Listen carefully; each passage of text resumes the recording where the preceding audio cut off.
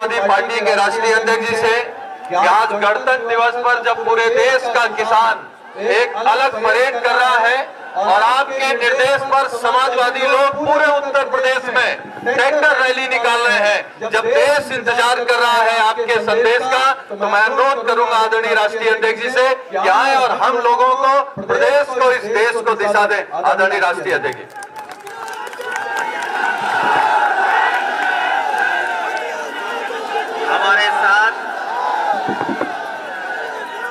हमारे साथ मंच पर समाजवादी पार्टी के राष्ट्रीय प्रमुख महासचिव आदरणीय राम गोपाल यादव जी, हमारे साथ इस मैदान में उपस्थित सभी हमारे आदरणीय बुजुर्ग और सभी नौजवान समाजवादी साथियों, पत्रकार बंधुओं, मैं सबसे पहले आज 72वें गणतंत्र दिवस की आप सबको बहुत बहुत बधाई और शुभकामनाएं देता हूं। मैं सभी समाजवादी साथियों का धन्यवाद देता हूं कि बहुत कम समय में आपको जानकारी मिली और इतने कम समय में आप सब लोग यहां पर आए हैं। मैं एक एक समाजवादी साथी का बहुत बहुत धन्यवाद और आभार प्रकट करता हूं। साथ ही साथ ये हमारे सभी किसान भाई और यूं कहें कि जितने भी समाजवादी साथी हैं, ये सब किसान हैं और जितने किसान हमें यहाँ दिखाई दे रहे हैं, ये सब समाजवादी साथी हैं। यहाँ कोई ऐसा नहीं है जिसके पास खेत ना हो। तो तुम सपेरों के संग जुड़ जाओ, क्योंकि सपेरों पे भी खेत नहीं है। यहाँ कोई ऐसा नहीं है जो खेती से न जुड़ा हो, गांव का ना हो। हम सब किसान हैं और जब हम सब इकट्ठे हुए यहाँ पर और ट्रैक्टरों से आज इकट्ठे हुए हैं, जब पूरा देश गणतंत्र दिवस मना रहा है और गणतंत्र दिवस के साथ साथ हम जो झांकियां दिखा रहे हैं, हमारे प्रदेश, हमारे जनता को गर्व है उन चीजों पर। जो गणतंत्र दिवस के दिन परेड के साथ साथ जो झांकियां निकलती हैं, हम सबको गर्व है उन चीजों पर। हमें गर्व है अपनी फौज पर, हमें गर्व है अपने तमाम पैरामिलिट्री फोर्सेस पर, और साथ ही साथ जो झांकियां हमारा आपका जो भारत है उसको दिखाते हैं, जिसमें कहा जाता है कि अनेकता में एकता और यूनिटी इन डाइवर्सिटी, यही हमारी पहचान है। हमारा भारत, हमारा देश, जहां अलग अलग जाति धर्म के लोग रह रहे हैं, न जाने कितनी जातियों के लोग रह रहे हैं, हम सब एक साथ, कितनी भाषाओं के लोग हम एक साथ रह रहे हैं। हमारा पहनावा अलग है, खाना पीना और तमाम तरीके अलग हैं, एक ही त्योहार अलग अलग तरीके से मनाते हैं, और यही हमारे देश की पहचान है। इसीलिए न जाने कितने लोग शहीद हुए, फांसी लग गई, उनको सब कुछ निछावर करना पड़ा, तब जाकर के हमारा देश आजाद हुआ। और आजादी के बाद जो हमें देश मिला है, वो संविधान से चलाने के लिए देश बना है। मैं आदरणीय राष्ट्रीय प्रमुख महासचिव जी ने जो बातें कही, जिन साथियों ने राज्यसभा में भाषण सुना होगा और आज भी वो कहीं ना कहीं है,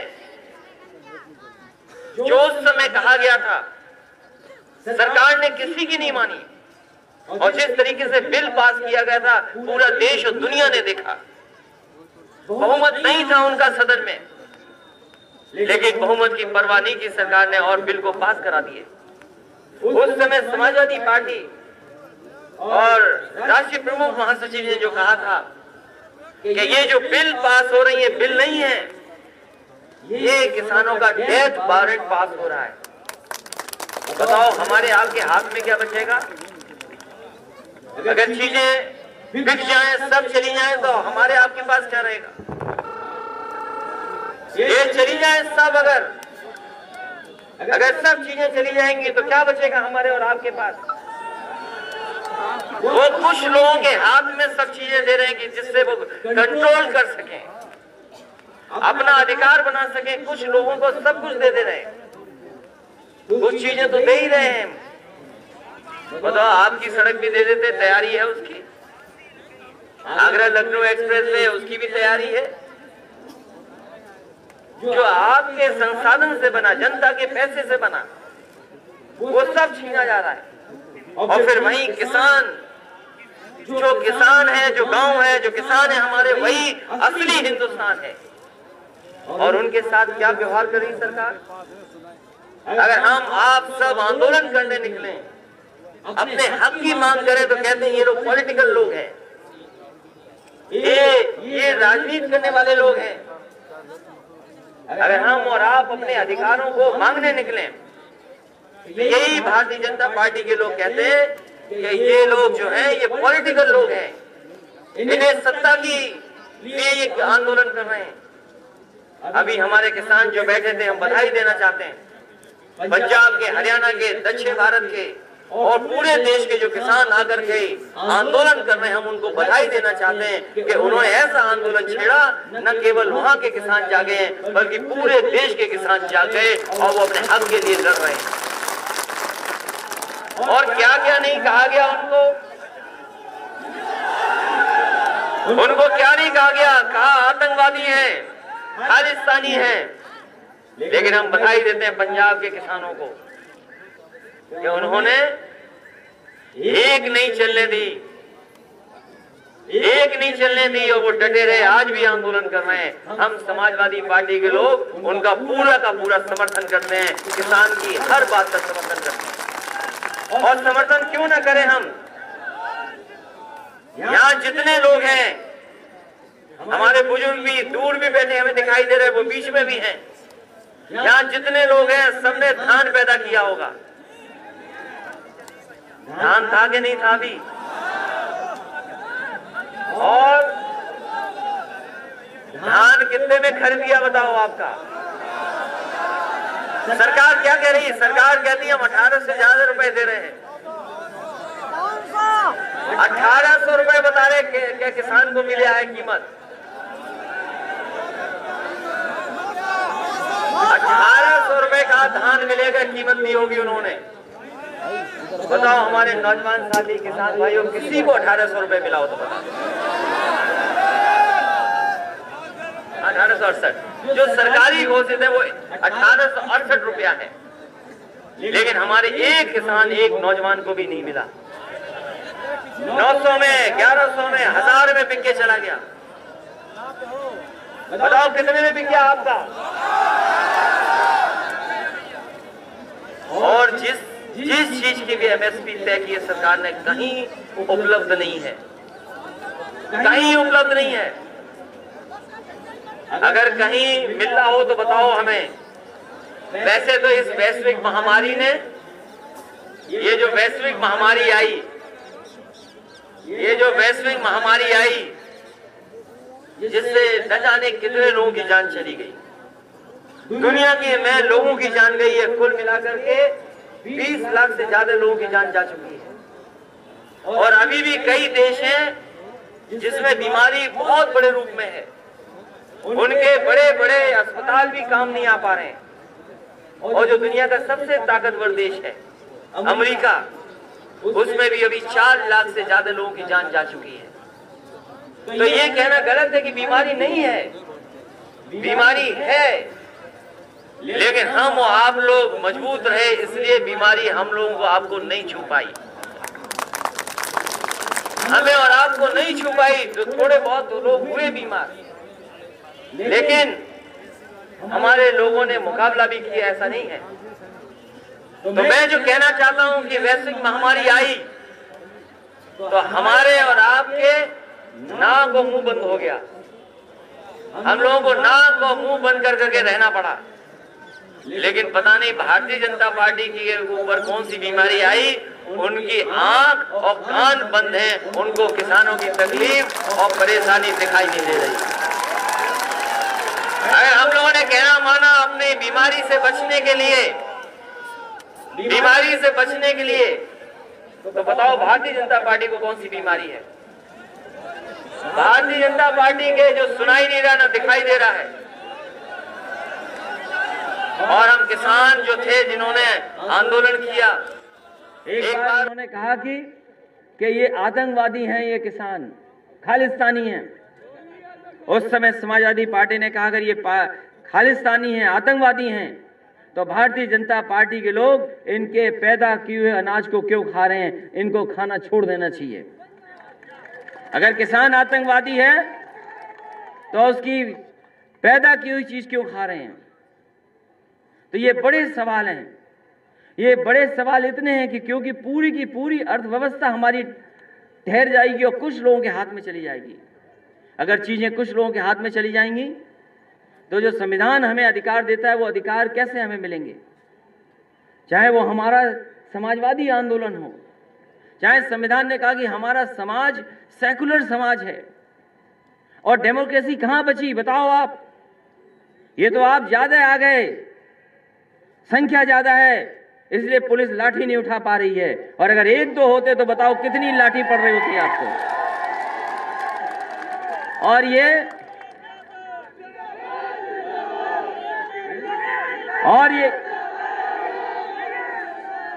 सवाल ये है कि हम लोग कानून को मानते हैं। ये कानून को हम लोग इसलिए मानते हैं कि हमें संविधान पर भरोसा है, हम लोग संविधान के तहत चलना चाहते हैं। लेकिन ये सरकार नहीं परवाह कर रही है। जब पहली बार समाजवादी लोग किसान यात्रा निकालना चाहते थे, कोई समाजवादी नेता नहीं बचा होगा जिसके घर पर पुलिस नहीं पहुंच गई हो। पुलिस पहुंच गई, घरों में सोने नहीं दिया, और रात में पहुंचती। पुलिस का काम ही रात में है। अगर पुलिस रात भर जगती है तो चोरी कैसे होती है? सवाल सबसे बड़ा है। रात में पहुंच गई, रुजो भी। तो इसलिए हम कहना चाहते हैं आपसे कि कोई समाजवादी कार्यकर्ता नेता नहीं बचा होगा जिसको पुलिस ने अपमानित ना किया हो। और आज भी जब हम आप लोग यहाँ पर किसान के समर्थन में आए हैं ट्रैक्टर लेकर के, क्योंकि ट्रैक्टर प्रतीक है किसान का, और ट्रैक्टर जब से आया तब से हमारी खेती और आगे बढ़ गई। किसान ने अपनी मेहनत से की। तो किसान के समर्थन में अगर ये जेल भेज रहे हैं, हमारी पार्टी के बहुत सारे संगठन के लोग आज भी उत्तर प्रदेश में पकड़े गए, रात में बैठा लिए गए। जो ट्रैक्टर लेकर के निकले उन्हें भी उन पे भी धाराएं लगा दी। और इस आंदोलन को रोकने के लिए जो सरकार कर सकती थी वो कर रही है। लेकिन हमें खुशी है अपने समाजवादी साथियों पर। हाँ, समाजवादी साथियों को बधाई देते हैं कि कम समय में उन्हें जानकारी मिली, और जैसे ही जानकारी मिली उन्होंने न जाने कहां से डीजल का इंतजाम किया और ट्रैक्टर लेकर के यहां आ गए। हम एक एक को बधाई देना चाहते हैं। ये भारतीय जनता पार्टी के लोग, अबे तो बचे हो तुम, अभी नजर नहीं पड़ी बाबा जी की तुम पे। इसलिए हम कहना चाहते हैं आपसे कि लड़ाई बहुत बड़ी है। हम आप लोग वोट में ज्यादा, हम आप लोग आबादी में ज्यादा, लेकिन हर बार हमें चुनाव हरा देते हैं। इसलिए साथियों, आज जब हम लोग गणतंत्र दिवस मना रहे हैं, जो गणतंत्र दिवस मना रहे हैं हम लोग आज, जब भारत के संविधान को हम मजबूत करना चाहते हैं और बचाना चाहते हैं, तो हमें इसके साथ साथ ये भी संकल्प लेना है कि हमें लोकतंत्र बचाना है, अपना देश बचाना है, और अपने किसान और नौजवानों को भी बचाना है। क्योंकि अगर भारतीय जनता पार्टी का रास्ता देख लोगे आप, उनका नफरत का रास्ता है, उनका झूठ का रास्ता है, उनका नफरत का रास्ता है। वो कोई भी नफरत फैला सकते हैं। अगर धर्म में नफरत फैला के धर्म में काम चल जाए तो धर्म की नफरत फैलाते हैं। और अगर जातियों में नफरत कर सकें, फैला सकें, तो वो भी रास्ता अपनाते हैं कि जातियों में नफरत फैला दी। हमारे समाज के बहुत सारे लोग हैं, अभी भी उनको वो अधिकार नहीं मिले जो मिलने चाहिए थे। जो अधिकार हमें संविधान देता वो हमें नहीं मिल पाया है। ये अभी अखबारों में हम लोगों ने सुना कि जाने कहां से वो डेटा सेंटर बनवा रहे हैं ग्रेटर नोएडा में। भारतीय जनता पार्टी की सरकार कह रही कि हम डेटा सेंटर बनवाएंगे कि जिसमें सब जानकारी होंगी, आंकड़े होंगे और आंकड़े रख करके तय करेंगे। वो डेटा सेंटर बनाना चाहते हैं, लेकिन हम आपको भरोसा दिलाते हैं कि समाजवादी सरकार आएगी तो जातियों की जनगणना कर करके इसी एक्सप्रेसवे पे कहीं ना कहीं डेटा सेंटर बनाने का काम समाजवादी लोग करेंगे। क्योंकि जब तक आबादी न गिनी जाए कौन कितना है, उसको कैसे हम अधिकार देंगे, कैसे हम उसको जोड़ पाएंगे, हम संसाधन उन तक कैसे पहुंचाएंगे। इसलिए हमारी जिम्मेदारी है सबकी। जहां तक सवाल आजादी के इतने दिनों के बाद भी बहुत सी चीजों में हम पीछे हैं। अगर हम उत्तर प्रदेश को देखें तो हर चीज में पीछे हैं हम लोग। भूखी के आंकड़ों में हम पीछे हैं, तमाम हमारी शिक्षा के क्षेत्र में हम पीछे हैं, नौकरी और रोजगार के क्षेत्र में हम लोग हैं ही नहीं कहीं। और अगर भाषण सुन लो मुख्यमंत्री जी का तो वो कहते हैं हमने तो नौकरी दे दी बहुतों को, वो कहते हैं हमने नौकरी दे दी बहुतों की। अभी कुछ दिन पहले मैं उनका भाषण सुन रहा था तो उन्होंने कहा कि प्रदेश में आबादी 24 करोड़ के लगभग है और हमने कई करोड़, शायद 14 करोड़ लोगों को नौकरी दे दी, रोजगार दे दिए उनको। अभी आप लोग, क्योंकि कोई बात झूठ नहीं हो सकती आज के जमाने में, ये जो मोबाइल वाले नौजवान ये ढूंढ लेंगे कब भाषण दिया था। आप सुनना प्रदेश के मुख्यमंत्री जी का 21 तारीख का भाषण उनका सुनिएगा, स्थापना दिवस के दिन। कहते आबादी इतनी है हमारी और हम इतने लोगों को नौकरी दे चुके हैं, 14-15 करोड़ लोगों को। बताओ कहां नौकरी है 14-15 करोड़ लोगों को। और जो हमें आपको धोखा देने के लिए जो इन्वेस्टमेंट मीट की थी, निवेश के लिए जो कार्यक्रम बनाया था, निवेश के लिए जो कार्यक्रम बना था, कहा था कि हम 5 लाख करोड़ का निवेश कर रहे हैं। बताओ 5 लाख करोड़ का निवेश की बात हुई थी और 4 साल पूरे हो गए, 5वां बजट आने वाला है, कोई उत्तर प्रदेश में निवेश नहीं कर पाए। जो भी काम दिखाई दे रहा है वो सब समाजवादी सरकार का है, भारतीय जनता पार्टी ने कोई दूसरा काम नहीं कर पाए। और डिफेंस कॉरिडोर आज ही अखबार में पढ़ा होगा कि जिनने एमओयू किया था डिफेंस कॉरिडोर को लेकर के, जो कागजी किया था, जो कागजी था उनका, कागज में केवल संख्याएं लिख ली गई थी। डिफेंस को लेकर के न जाने कितने एमओयू हुए। जो एमओयू हुए, अभी सुनने में आया कि कई कंपनी जिन्होंने एमओयू किए थे उन्होंने एमओयू वापस ले लिए। और इटावा से आसपास, मैनपुरी से, और हमारे आपके जो मुख्यमंत्री हैं न जाने कितनी नफरत करते हैं। ये सिर्फ इटावा वालों से, मैनपुरी वालों से, फिरोजाबाद वालों से अलग तरह का प्रेम है उनके ऊपर, हम लोगों पर। और जब उनकी कार्रवाई हम लोग देखते हैं उत्तर प्रदेश में जब कार्रवाई देखते हैं तो हमें नहीं लगता कि वो योगी है। और मैं आपसे कहता हूं अपनी किताबें पढ़ें हम और आप, कि हमारे भगवान श्री कृष्ण ने योगी किसको कहा, ये हमें आपको जानना चाहिए और पढ़ना चाहिए।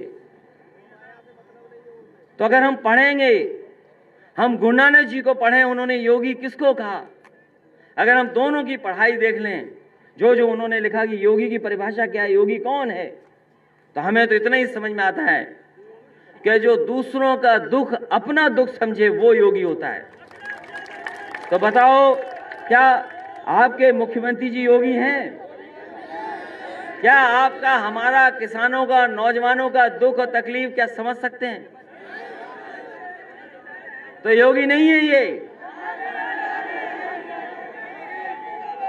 और ये कहते थे कि इटावा में सब चला गया, जाने क्या क्या, लेकिन याद रखिएगा अभी शेर पैदा हुए, सुनने में आया कि शेर ले जाने की तैयारी हो रही है। इटावा के शेर कहां जाएंगे?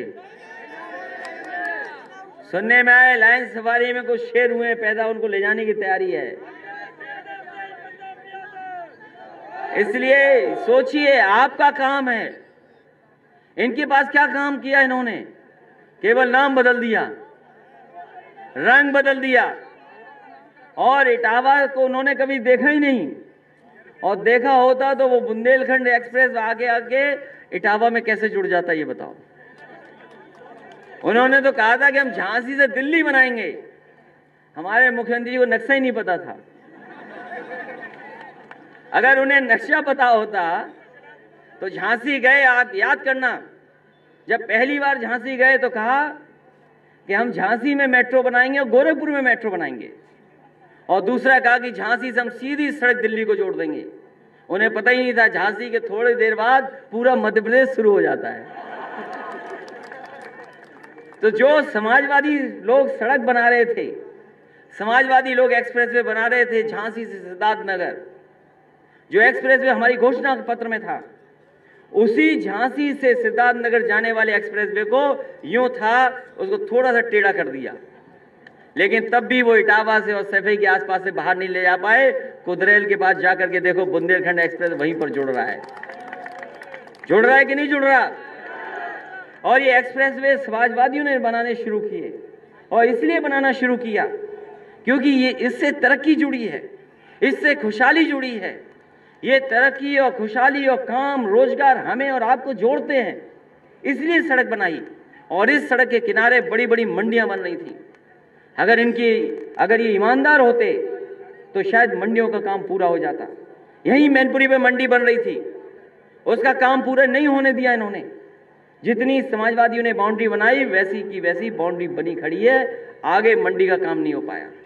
इसे कन्नौज में बन रही थी बड़ी मंडी, उसका भी काम वैसा का वैसा छोड़ दिया, आगे नहीं बढ़ पाया।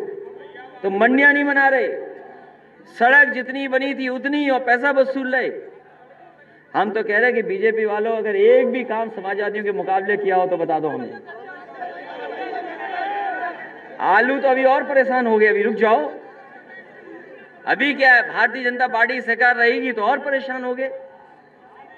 इसलिए हमें और आपको मिलकर के संकल्प लेकर के जाना है, क्योंकि बहुत सारी और चीजें भी हैं। पढ़ाई नहीं, आज के समय के हिसाब से जो पढ़ाई होनी चाहिए वो नहीं है। और आज के समय को समझते हुए समाजवादियों ने बताओ लैपटॉप बांटे थे कि नहीं बांटे थे। और आप सब गांव वाले हो, ये जितने लोग हैं सब गांव में रहने वाले लोग हैं। और जिस समय समाजवादियों ने दिए थे लैपटॉप, बताओ लैपटॉप आज भी चल रहे हैं कि नहीं चल रहे हैं? और किसी के घर परिवार में होगा, और हो सकता है कोई नौजवान ऐसा हो जिसको मिला हो। कोई है या नौजवान जिसको लैपटॉप मिला हो? और आज भी खोल के देख लो लैपटॉप में, आज भी खोल के देख लो तो उसमें नेताजी और हमारी ही तस्वीर आती, किसी दूसरे की तस्वीर नहीं आती। और लैपटॉप बांटने में भी बीजेपी ने कहा है कि ये जाति के आधार पर बांटते हैं। अरे रुक जाओ भाई, और तुम्हें ये नहीं लैपटॉप और बटेंगे, तुम ये पूछते लैपटॉप क्यों नहीं बट रहे? क्योंकि हमारे बाबा मुख्यमंत्री जी लैपटॉप नहीं चला पाते हैं, इसलिए लैपटॉप नहीं बांट रहे हैं। तो आज भी ऑन होता है लैपटॉप, तो बताओ नेताजी और हमारी तस्वीर आती है कि नहीं आती समाजवादियों की? ये समाजवादियों के काम हैं। ये नाम 100 का 112 कर लें, ये 100 का 112 कर लें। आप जानते हो कि ये कांस्टेबल, हेड कांस्टेबल, इनको केवल डंडा मिलता था, टोपी मिलती थी, ऐसी इनोवा और गाड़ी नहीं मिलती थी चलने के लिए। अगर किसी ने दी है तो समाजवादी लोगों ने इन्हें इनोवा और गाड़ी देकर के चलने को दिया है थाने में। नहीं, ये इन्हें पता ही नहीं है, हमारे पुलिस के लोगों को पता ही नहीं, इनका भी वेतन कट गया कोविड के चक्कर में। अभी जब हम चले जाएं तो इनसे अलग से पूछ लेना कि तुम्हारा वेतन कितना कटा, ये बता दो हमें। इसलिए ये मजबूरी में आपके खिलाफ खड़े हैं।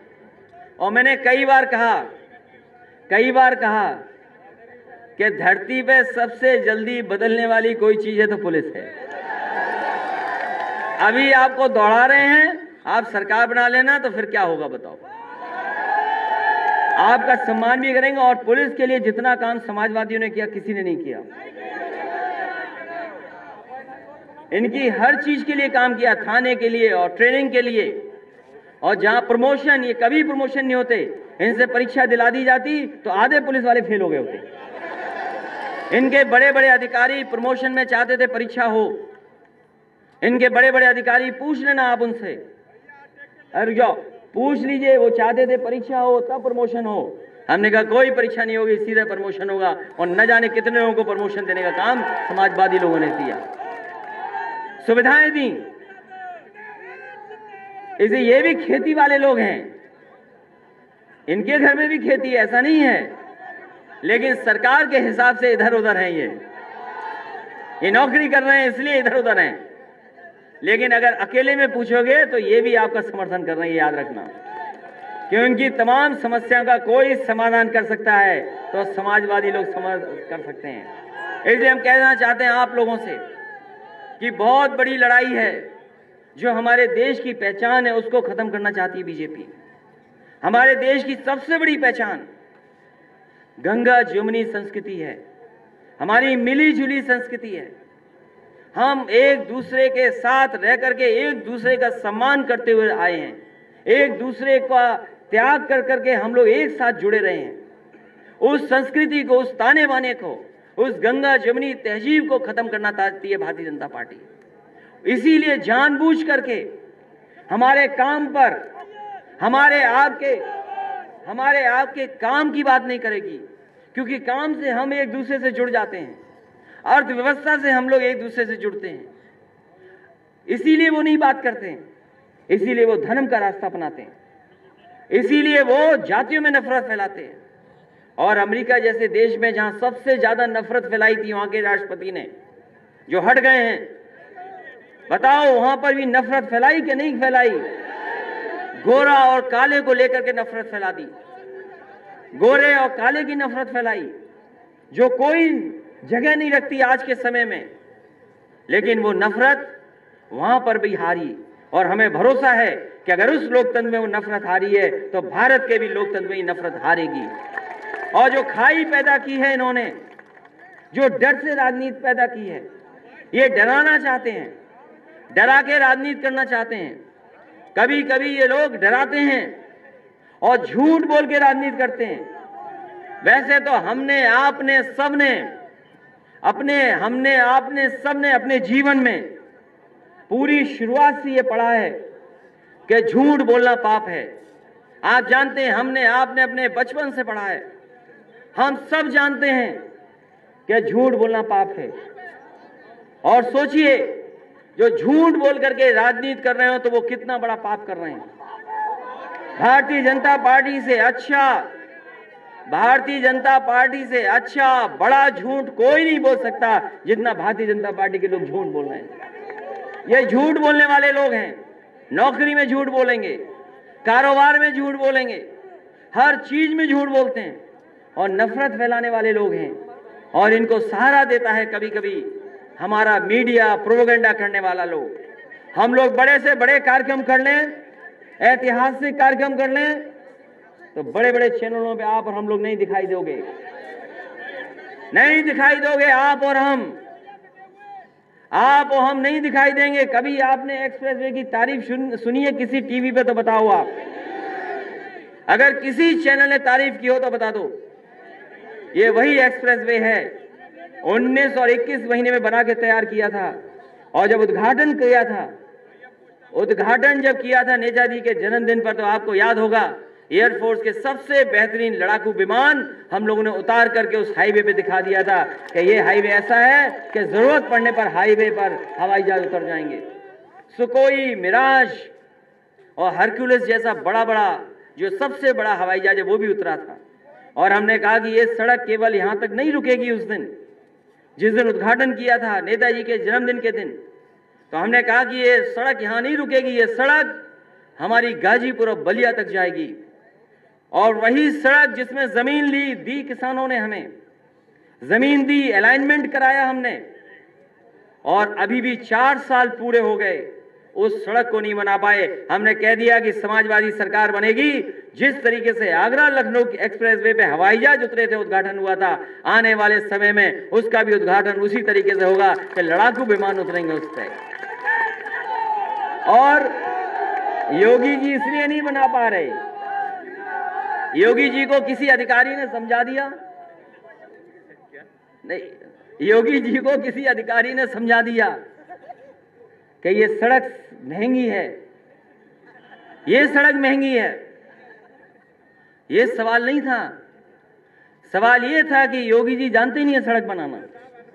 अगर वो सड़क बनाना जानते होते तो बताओ, दिल्ली की और उत्तर प्रदेश की सरकार, उनकी दो सरकारें उनकी, हम लोगों ने 21 महीने बनाया, आप बैठ जाए, 21 महीने में बनाई सड़क हम लोगों ने,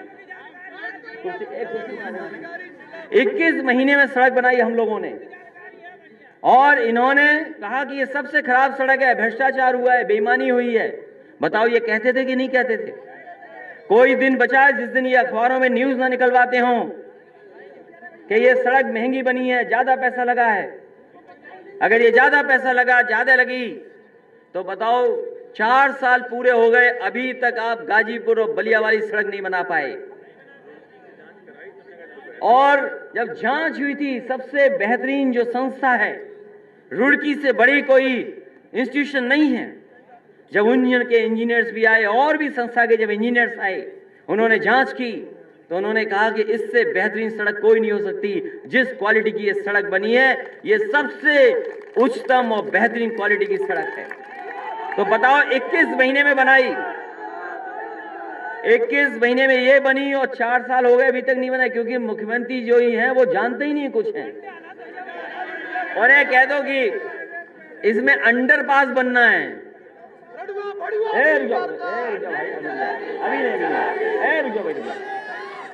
रुक जाओ अगर उनसे रुक जाओ, नहीं भाई रुक जाओ भाई, रुक जाओ भाई, रुक जाओ, ये भी वैसे ही बीजेपी वालों की तरह है। शांत रहो, हम लोग समाजवादी लोग हैं। तो सोचिए, अगर उनसे बोले कि इसमें अंडरपास बनना है, तो जाने कहां से ढूंढ के लाएंगे अंडरपास क्या होता है। उनसे बोलो कलवर्ट बननी है इसमें, तो वो बताओगे कलवर्ट क्या होती है। तो सोचिए, इसी वजह से अभी भी नहीं सड़क बन पाई। और अगर सड़क समाजवादियों की होती तो पहले बन करके तैयार होती। आज गाजीपुर और बलिया के लोग भी इसमें सड़क पर चल गए होते और बलिया गाजीपुर तक पहुंच जाते।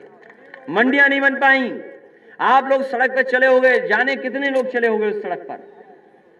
आप में से कोई शायद ही बचा हो जो सड़क पर न चला हो। और बहुत सारे यहाँ हमारे नौजवान या उनके परिवार के सदस्य होंगे जिनकी जमीन गई होगी और उन्हें अच्छा मुआवजा समाजवादी सरकार में मिला है। 4 गुना मुआवजा मिला, 4 गुना मुआवजा मिला है उन्हें। इतना मुआवजा कभी किसान को नहीं दिया जाता था जितना समाजवादियों ने दिया। मुआवजा दे दिया, और किसी को भी जिसकी जमीन आई उसको मुआवजा मिला है, मुआवजा दिया, और आपकी सड़क बनकर के तैयार हो गई। पूरी सड़क पे बताओ कहीं हम लोगों का नाम लिखा हो तो बताओ, नेताजी हमारा, या इतने लोग जितने खड़े हैं बताओ। पूरी सड़क दिखाइए, कहीं किसी नई पटिया नहीं लगाई, नहीं हम लोगों ने पटिया, क्योंकि हम लोगों ने दुनिया की सबसे बेहतरीन सड़क बनाई, लेकिन अपना नाम नहीं लिखा। और जैसे ही बीजेपी की सरकार आई तो बताओ कहां पर उन्होंने अपना नाम लिखा है।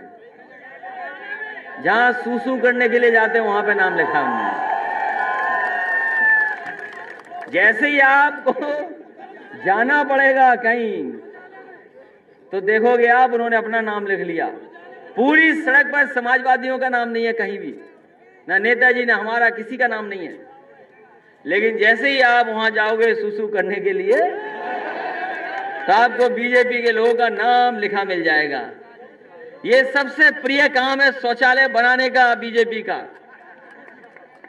सबसे प्रिय काम है शौचालय बनाने का। और देखिए कैसा जाल फेंका उन्होंने कि शौचालय आप बनाओ और फिर जब जांच होगी तो प्रधान जी फंस जाएंगे उसमें। कोई प्रधान नहीं बचा होगा जो 200, 250, 300 नहीं बनाया हो शौचालय। है कोई ऐसा प्रधान? कोई है प्रधान? कितने शौचालय बनाए? 200 इन्होंने बनाए, और ये 200 के 200 बिना पानी वाले हैं। तो समाज है, हाँ वो तो शौचालय जानते हैं हम लोग गांव में। तो सबसे प्रिय काम है, और जांच होने जा रही है प्रधानों की। ये चाल है, तुम लोग याद रखना प्रधान भाइयों, गलती उनकी है, जांच आपकी कर रहे हैं। इसलिए बहुत सावधान रहना भाजपा के लोगों से। ये बहुत ही चमत्कारी और होशियार हैं। ये कभी भी धोखा दे सकते हैं, किसी तरह का रास्ता अपना लेंगे। इसलिए जो जो फैसले अभी तक भारतीय जनता पार्टी ने लिए, सब गलत फैसले लिए। नोटबंदी से काला धन, भ्रष्टाचार कहां खत्म हो गया बताओ? ये 100 नंबर अच्छी खासी गाड़ी थी, व्यवस्था थी, 112 करके उनने भी अपना रेट बढ़ा लिया। रेट बढ़ा लिया, रेट बढ़ गया कि नहीं बढ़ गया? और हमने ये इस व्यवस्था इसलिए दी थी कि गांव में गरीब के और खेत पे कोई झगड़ा हो जाए, तकलीफ में आ जाए तो फोन करे तो पुलिस उसके पास पहुंचे। अब उल्टा आना पड़ेगा आपको थाने में। और इसी तरह एम्बुलेंस भी समाजवादियों ने चलाई, एम्बुलेंस चलाई समाजवादियों ने कि नहीं 108 102। तो इनका दिखाई देता है गांव में कुछ? गांव में फोन करो तो 112 भी पहुंचेगी जो 100 थी, 102 108 एम्बुलेंस भी पहुंचेगी। और इन्होंने बताओ क्या पहुंचा दिए? इनके भी तो कुछ दिखाई देता होगा गांव में। तो हम लोग 100 नंबर पुलिस की, 102 108 एम्बुलेंस पहुंचा रहे और ये किन्हें पहुंचा रहे हैं सोचो। इसलिए बहुत सावधान रहिए इन लोगों से। और ये मोबाइल का जमाना है, मोबाइल का जमाना है, नई चीजें हैं, नई नई चीजें आ रही हैं। जब हम लोग आपकी उम्र के थे तो मोबाइल नहीं था। सोचो हम लोग इतने पिछड़े थे, हम लोग इतने पिछड़े थे कि जब आपकी उम्र के थे हम लोगों में किसी पे मोबाइल नहीं था। जब हम लोग पढ़ाई करते होंगे तो कोई मोबाइल नहीं था हम लोगों के पास। लेकिन आज बिना मोबाइल के जीवन नहीं चल रहा है। और ये जो 4G चला रहे हो और जो जियो का मोबाइल लिए घूम रहे हो, ये भी अगर समाजवादी सरकार नहीं होती तो नहीं पहुंचता आप लोगों तक। ये भारतीय जनता पार्टी का देन नहीं है, ये समाजवादियों की व्यवस्था का देन है। और ये मोबाइल है, आज हर चीज ट्रांसपेरेंट है। हम जो बोल रहे हैं वो लाइव चला रहे हो, जो तुम कर रहे हो वो लाइव है। और कोई जानकारी छिप नहीं रही है, कोई जानकारी छिप नहीं रही है। हमारी समाजवादी पार्टी को 2017 का चुनाव झूठ फैला करके इसी मोबाइल से भारतीय जनता पार्टी ने हम लोगों को हराया। उस समय हम और आप लोग इतने जागरूक नहीं थे। गांव के लोग, किसान, जो भी व्हाट्सएप पे आता था, जो भी मोबाइल पे आता था, उसको सच समझ लेते थे। लेकिन अब थोड़ी जागरूकता बढ़ी है। जो हर चीज मोबाइल पे आ रही है वो सच नहीं है। लेकिन आज गूगल भी है और भी तमाम प्लेटफॉर्म हैं जिनसे जानकारी हासिल की जा सकती है। हर जानकारी हासिल है आज। किसी तरह की जानकारी कोई लेना चाहेगा, सब हासिल है। तो ये नया जमाना है, नई चीजें आ रही हैं। इसलिए नई तरीके से हम लोगों को चीजें समेटनी पड़ेंगी, करने पड़ेंगी, तब जाकर के हम नौजवानों का भविष्य बेहतर कर पाएंगे और आने वाली पीढ़ी को कुछ दे पाएंगे। क्योंकि नई तरीके से सोचना पड़ेगा। और अगर नई तरीके से नहीं सोचेंगे तो हम लोग कामयाब नहीं हो सकते। इसीलिए हमने नारा भी दिया, आज के दिन जब लोकतंत्र में खतरा है, चीजों को बिगाड़ा जा रहा है, जो हमारी सबसे बड़ी पहचान है उस पहचान को खत्म किया जा रहा है। जिस वजह से हिंदुस्तान इतना मजबूत है, किसान की वजह से, किसान की वजह से ही मजबूत है। क्योंकि किसान खेती भी करता है और किसान के परिवार का ही बेटा, नौजवान जाकर के सीमा की हमारी रक्षा करता है। इसलिए किसान को बर्बाद कर रहे हैं लोग, खेती को छीनना चाहते हैं। हमारे किसान तो मेड़ की लड़ाई में न जाने क्या क्या कर जाते हैं। मेड़ की लड़ाई को लेकर के न जाने कितनी दूरी तक चले जाते हैं। ये भारतीय जनता पार्टी ने जो कानून पास किए हैं, ये कानून ऐसे हैं कि आपके खेत की मेड़ तोड़ करके न जाने किसके हाथ में पूरे खेती दे देंगे। इसलिए आप लोग सावधान हो जाइए इन कानूनों से। अगर भारतीय जनता पार्टी कहती है कि हमारे मेंबर बनना है तो मिस्ड कॉल दे दो। तो हम भारतीय जनता पार्टी के लोगों से कहना चाहते हैं कि हमारे किसान भाइयों को, हमारे नौजवानों को वो नंबर बताओ कि जिस पे फोन करें और उन्हें एमएसपी मिल जाए, उनकी पैदावार की सही कीमत मिल जाए। और अब जब एमएसपी की बात हो रही है तो एमएसपी वो वाली मिलनी चाहिए जिसमें आय दोगुनी हो। इसलिए हम किसानों को बधाई देते हैं, नौजवानों को बधाई देते हैं, समाज में अभी भी गरीबी है, कम नहीं हुई है। थोड़ी बहुत संपन्न हो गए हैं, थोड़ा बहुत कपड़े हो गए, थोड़ी बहुत घर बन गए, थोड़ा बहुत गाड़ी और इंतजाम हो गया, लेकिन अभी भी गरीबी है। बहुत परिवार आज भी गरीब हैं, ना पढ़ाई कर सकते हैं, ना तमाम चीज़ों का इंतजाम कर सकते हैं। हमारे समाज में ऐसे लोग भी रह रहे हैं जिनके पास सदियों से कुछ नहीं रहा। ये जो हमारे सपेरे हैं, जब मैं सपेरों को देखता हूं तो हमें अपने भारत याद आ जाता है, क्योंकि बहुत सारे पुराने जो राइटर्स थे, जो हमारे भारत की पहचान बताते थे, वो यही कहते हैं कि भारत देश सपेरों का देश है। ये पहचान बताई जाती थी हमारी। सोने की चिड़िया तो कहा जाता था, लेकिन ये भी कहा जाता कि भारत देश वो है जो सपेरों का देश है। और सोचो, हजारों साल से ये सपेरे रह रहे हैं अपने देश में, अपने बीच में, लेकिन इनके पास खेत नहीं है, घर नहीं है, कोई इंतजाम नहीं कि बच्चे कहाँ पढ़ पाएंगे, इनका भविष्य क्या होगा। लेकिन हमें खुशी इस बात की कि इतने अभाव में भी रह करके, कुछ भी नहीं है इनके पास, उसके बावजूद भी अपनी संस्कृति को, अपनी वेशभूषा को, अपनी बीन को नहीं छोड़ पाए हैं। सरकार ने इनसे सांप छीन लिए, लेकिन उन्होंने बीन अपना नहीं छीनने दिया। हम इनको बधाई देते हैं। और मैं कहता हूं, जो सपेरे चाहे कितने भी गिनती के हों, हम इसी एक्सप्रेसवे के किनारे सपेरों का गांव बसाना चाहते थे। सरकार चली गई, नहीं बस पाया, लेकिन जैसे ही सरकार बनेगी, इस एक्सप्रेसवे के किनारे हमारे सपेरों का गांव बसेगा और लोहिया आवाज देंगे और पेंशन भी देंगे, जिससे ये बीन बजा करके अपना जीवन यापन कर सकें, क्योंकि खेती नहीं है। और इनके सांप तो जिसने छीने वो जानते हो आप, सुप्रीम कोर्ट ने छीन लिए सांप, लेकिन कोई इंतजाम नहीं किया। इसलिए समाजवादी सरकार बनेगी तो आपके सब चीजों का इंतजाम करने का काम समाजवादी लोग करेंगे, जिससे कि आपको और आगे बढ़ाया जा सके और आपके जीवन की तकलीफें कम हो जाएं। इसलिए इन्हीं शब्दों के साथ क्योंकि ये जो हमने नारा दिया था, हमारे साथियों ने अच्छा याद दिलाया मुझे, क्योंकि वो बात में कहते कहते सपेरों पर चला गया। और सपेरों पे चलने के साथ साथ समाजवादी पार्टी ने क्योंकि नया नारा भी दिया, और इस नारे को हम लोग इसलिए देना चाहते हैं कि नई चीजें आई हैं।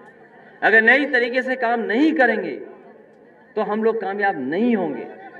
इसलिए आप सबको एकजुट होकर के, लड़ाई बड़ी है, लोग साजिश करेंगे, लोग तरह तरह की बात करेंगे, लेकिन आपको, जैसा कि अभी राष्ट्रीय प्रमुख महासचिव जी ने कहा, मैं आपसे कहता हूं, ये लाल टोपी आपकी है, साइकिल आपकी है, झंडा आपका है, ये तीनों जिसके पास हो उसी की मदद करना, वरना किसी की मदद मत करना।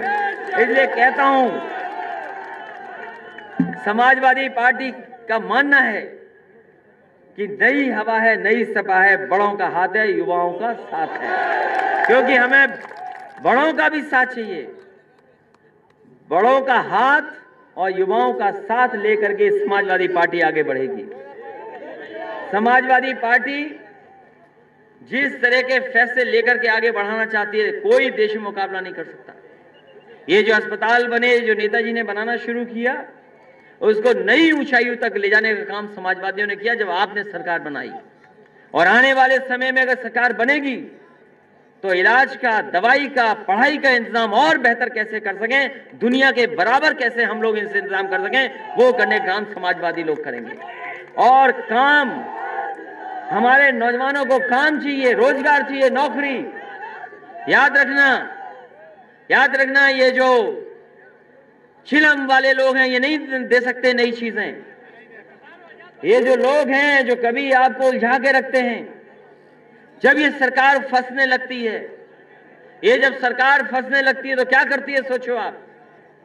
जैसे ही सरकार उलझती है अपनी चीजों में, वैसे ही घंटा बजाने लगते हैं। कभी घंटा बजाते हैं, कभी दिया जलाते हैं, और दिया जलाते हैं, कभी घंटा बजाते हैं। और फिर अब जब कभी इन्हें खतरा ज्यादा पैदा हो जाता है तो वो धर्म की नफरत फैलाने का काम शुरू करते हैं। कहते हैं ये हिंदू ही नहीं है, हम और आप हिंदू ही नहीं है। कहते हैं ये हिंदू ही नहीं, ये जातिवादी लोग हैं। ये बताओ, पूरे एक्सप्रेसवे पर कहीं यादव लेन हो तो बता दो एक हमें, और इस अस्पताल में बताओ कोई यादव वाला दरवाजा हो तो बता दो हमें। तो ये जानबूझ करके हमें और आपको बदनाम करने के लिए करते हैं।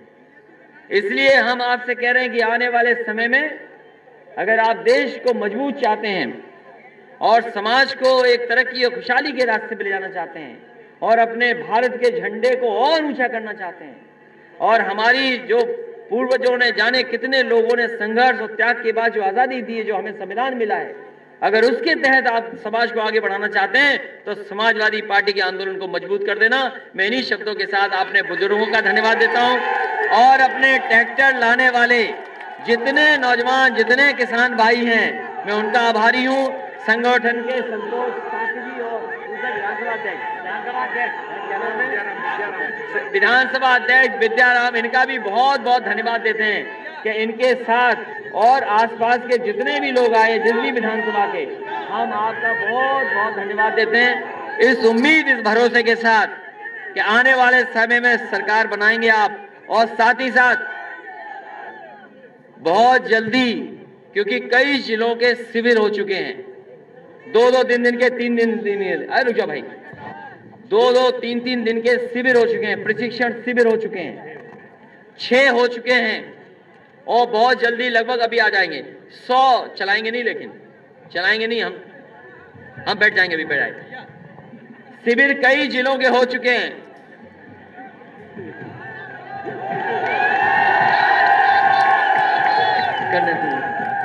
तो इसलिए इटावा का भी